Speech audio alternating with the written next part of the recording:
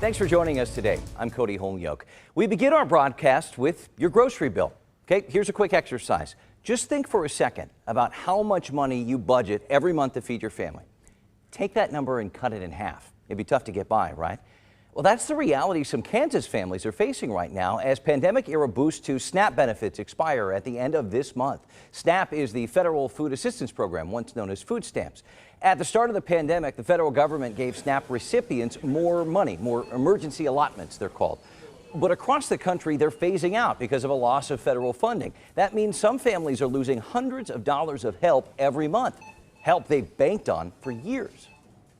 We're really gonna struggle. We're gonna have to end up going back to cheaper, noodles, processed stuff, because the meat, the dairy, fruits and veggies, it's expensive. The prices keep going the way they're going, and we can't even make it work now. What is it gonna be like 6 months from now? Keep in mind, tens of millions of Americans have been getting this extra money since 2020. A lot has changed since then, especially when it comes to prices. And advocates say this phase out of the funding puts many recipients over what's considered a hunger cliff.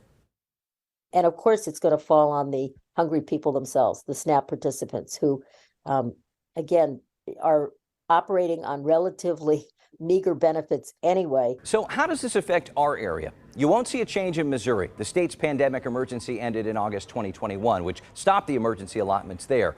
But they kept going in Kansas, and as many as 185,000 people will feel the impact from this change. It's a real change. It warrants some extra attention. So let's get right to the heart of the matter. Please welcome Haley Kotler with Kansas Appleseed, a nonpartisan nonprofit group watching the issue. Haley, thanks for coming on. We wanted to have you on today because this is our last broadcast before Kansans see these rollbacks on April 1st. We're talking about noticeable change here. Yes, we are. So this emergency allotment, of course, has been, implemented since early 2020, and it's ending in Kansas. It'll be this month. We are very concerned to see what's going to happen after these benefits go back down to normal pre-pandemic levels. For some Kansans, that means going from, about $200 a month down to $30 a month if you're on the SNAP food assistance program. So we're very concerned to see this and are watching it closely. Yeah, just popping up some numbers here, an average of $82 a month per person, or more than $300 for a family of four that is kind of evaporating here. These were benefits put in place to help people through the pandemic, which we are still in. And as we've seen, so many factors have changed in the last 3 years. Prices are skyrocketing. What will be the real impact for recipients, especially families? Are you concerned that they might have to buy, let's say, cheaper, less healthy food? Absolutely less food budget really for Kansas households who are utilizing the SNAP food assistance program.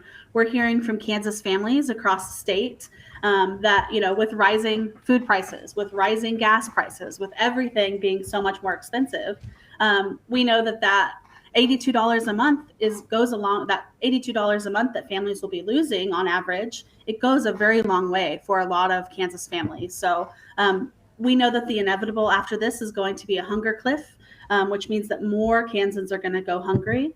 Currently, 1 in 10 Kansans is already food insecure. 1 in 7 Kansas kids is food insecure. And we know that hunger cliff that's coming is just going to heighten food insecurity across our state. And you mentioned you look at the demographics here, especially concerning for older adults in Kansas, let's say who only qualify for minimum SNAP benefits. They seem right on the edge of that cliff. Absolutely. We are very concerned about older Kansans who are on SNAP food assistance. There are a number of reasons why they may only qualify for a minimum benefit, such as they may have a little more in their savings, a little more in assets, of course.